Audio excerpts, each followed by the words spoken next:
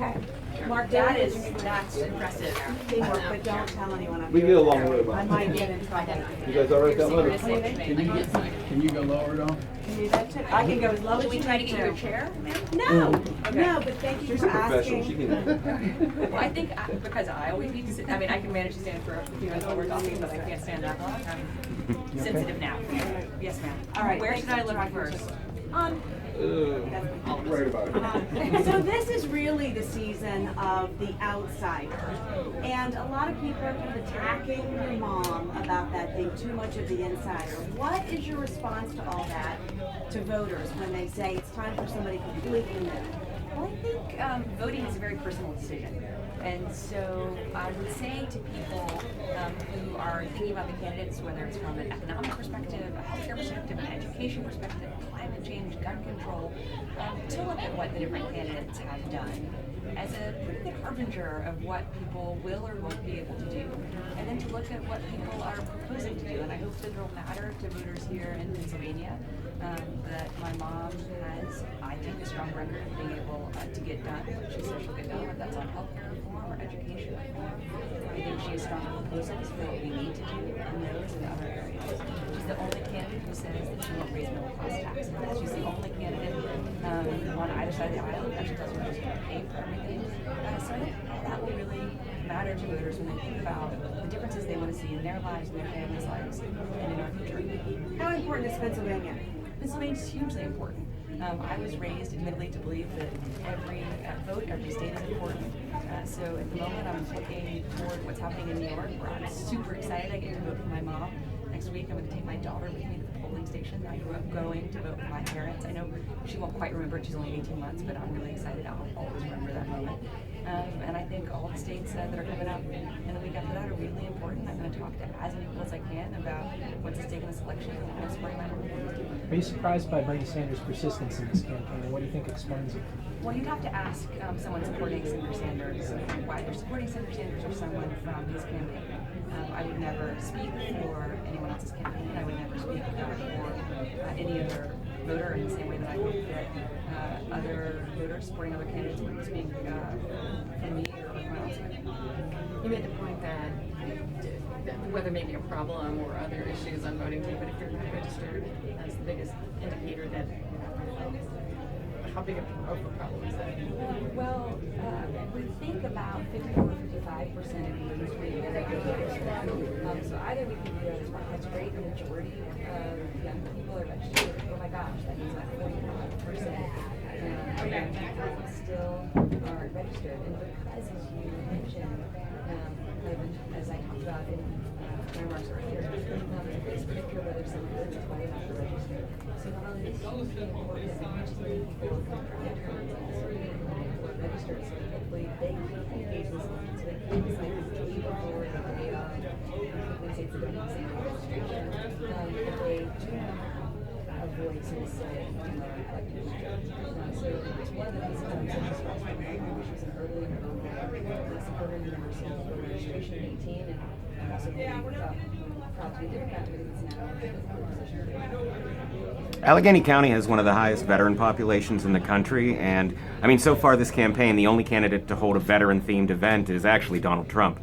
So why do you think veterans issues aren't perhaps taking more of a forefront in this campaign, and what can you tell us about your mom's ideas about how to address veterans issues and the issues of the recently separated from the military? Well, I certainly have heard my mom talk about veterans issues at many of the events that I've been to and the speeches that I've heard her talk about. I think she's always had very strong answers rooted in her experience and what she believes we should be doing for our veterans population, which is asked in debates. And my mom thinks we need to do a few things. One, we certainly need to continue to invest in the VA system. The VA system is failing to many of our veterans and our veterans' families, particularly in areas related to mental health care coverage and into social support for veterans and their families. And she believes while we're investing in the VA system, we should be providing alternatives to veterans so that veterans don't have to wait for a stronger VA system to be able to meet their needs.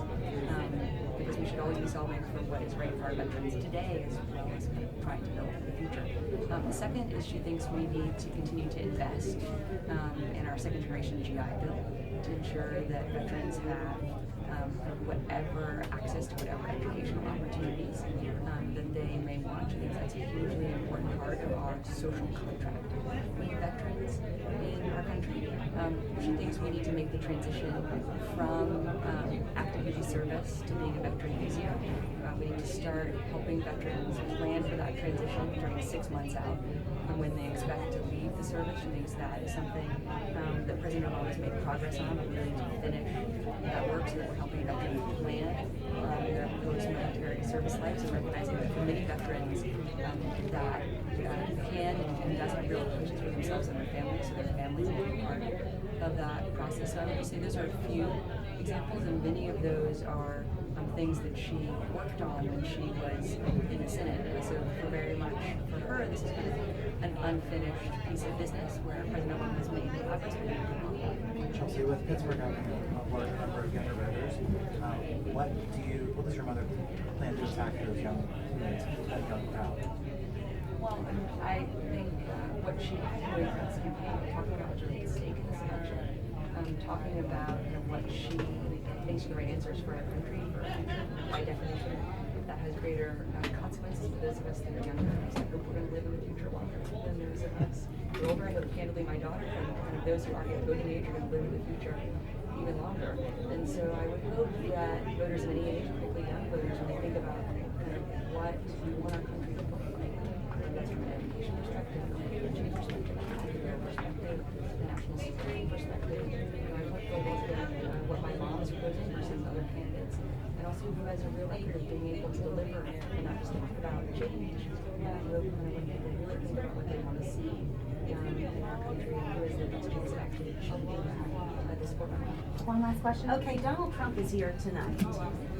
When your mom was here last week, she described him as deeply disturbing. Can you elaborate on that? Well, I wouldn't speak for my mom, but I can tell you from my perspective. I find the almost regular diet of hate speech, the racism, the sexism, the Islamophobia, the anti-immigrant rhetoric, and the policy proposals that flow from that, not only from Mr. Trump, but candidly also from Senator Cruz, keeping a list of American Muslims who are increasing specialized policing of American Muslim neighborhoods, building a wall around our country, the ongoing demonization of Muslims around the world, the things that Mr. Trump has said about women. I find all of that incredibly disturbing. And I think that is who we are, and we're at our best as a country, and certainly not the country that my daughter and my children grew up in. Are you feeling okay? I am. Thank you so much. Knock on. I always feel like I need to really knock on wood when I say that because I know each day that I feel like days are real again. I've had so many friends who haven't felt as well, so I feel very blessed. And although I can't quite wait to meet this little one, she or he needs to stay in there a few more months. Are you going to find out? No, ma'am. We don't know. Surprise You got visit names today? picked out? We didn't know. So we were surprised with our daughter as well, and thankfully, provided the baby's healthy, there's just so few surprises left in life, where it's just such a gift. And so we didn't find out until kind of that moment in the delivery room. It was just so amazing. And we do have names picked out, but I haven't even told my parents. So I'm going to wait until like they Hell of a go very crew, much. thanks.